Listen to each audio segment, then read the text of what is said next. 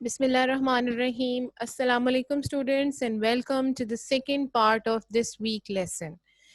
During this week, we will do two things, figures of speech and paraphrase. You know that we did the poem in the first part of the lecture, that is Night Mail. Now, poetry also has something different in it. Use of figures of speech. We did parts of speech, we know what they are. Yes, noun, pronoun, verb, adverb, etc. Figures of speech, what are they? Let's have a look. Figure of speech is the use of language to add richness to the literal meaning of words, a poetical technique to enhance the meaning of the poem. It is kind of expression in which words are used out of their ordinary use with the aim to add beauty or emotional strength. Some examples of figures of speech are metaphor, simile, personification, right? So simply, what is figure of speech? These are the poetical techniques and they are used by the writers and the poets in their writing to enhance their poetry and the writing. And they are so many in number, but specifically in your 8th class poems that you do, you may find metaphor, simile, and personification over there. So we will see what are they one by one. Similes. When two things are compared using like or as, means when we compare one object with the other by using words like or as. Sweet as a honey bee, roar like a lion. So comparing one thing with another, and this is also called indirect comparison. That is simile. Now, what is metaphor? Metaphor is a comparison between two nouns that does not use like or as. For example, her voice is a nice song. We are comparing the sound of her voice to a nice sounding song. So it means metaphor also is a comparison, comparing two different objects with one another directly. Simile is an indirect comparison by using words like or as. For instance, she is as pretty as a flower. But when we say that she is a flower, it will be a metaphor. Okay, he is the shining star of the class, or she is the shining star of the class. That is metaphor. But if we say that she or he is like a shining star in her class, that would be simile. So comparing the different objects can either be simile or metaphor. One is direct comparison, the other is indirect comparison. Comparing two things, saying one thing is the other. The apple is a little green sun, not like a little, but directly saying that a little green sun, bright and round. Apples are nature's candy. Instead of saying that apples are like nature's or as nature's candy, directly calling them the candy made by nature. And the third and most important figure of speech, why important? Because there is personification in the poem that we have done, Night Mail. Yes. So what is personification? It is when you give human qualities and human characteristics to an object, animal, or idea. So personification is from the word persona, the personality. So personification means when you give human qualities to some non-living things, right? Look at this. Personification, giving human qualities. The personification in the poem, blank-faced coaches. She is on time.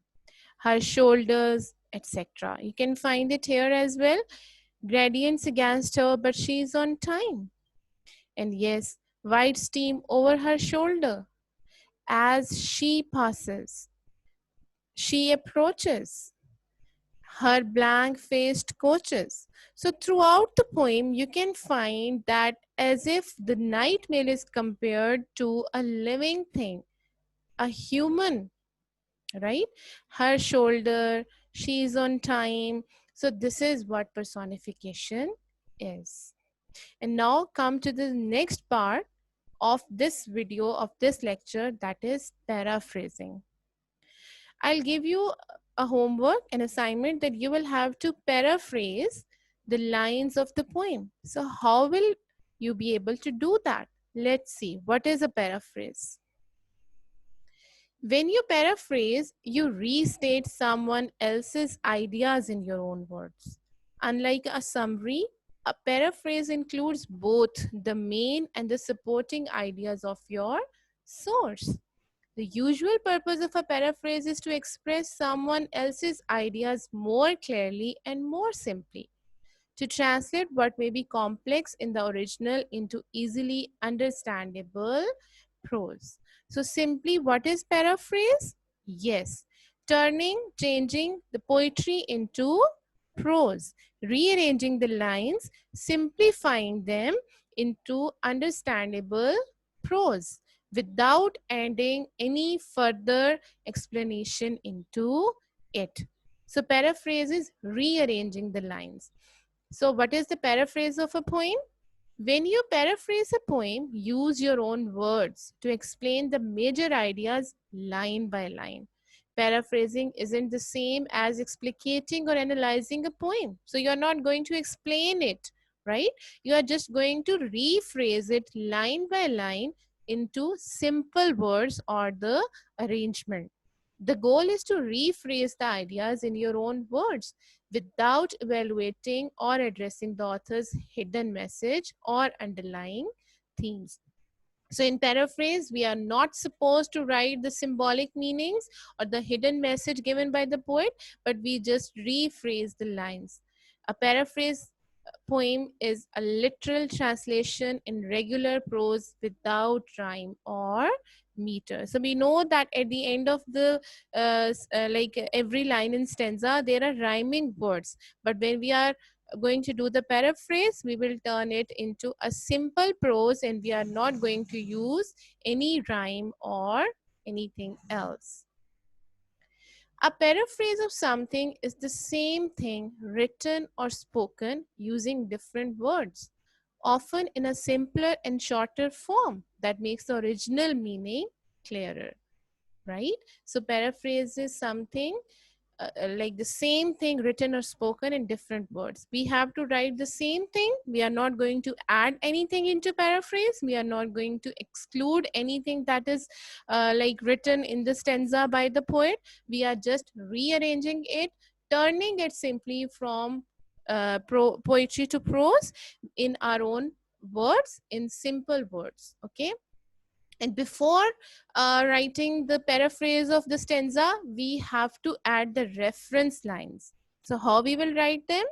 We will write this stanza has been, or these lines have been. Okay, when you'll be doing the paraphrase of this poem, the 4 stanzas, you will be adding like this stanza has been, or these lines have been taken from the poem Night Mail, composed by W.H. Auden. And the poetry is composed. If you write composed, it will have a very good impact from your side, but if you write written, it will not be correct. Okay, so your assignment is to paraphrase the first 4 stanzas of poem Night Mail, okay, by adding reference lines into it. Thank you so much. I hope that you have understood that what are figures of speech, and most importantly the 3 figures of speech: simile, metaphor and personification, plus how to paraphrase the poetry lines. Thank you.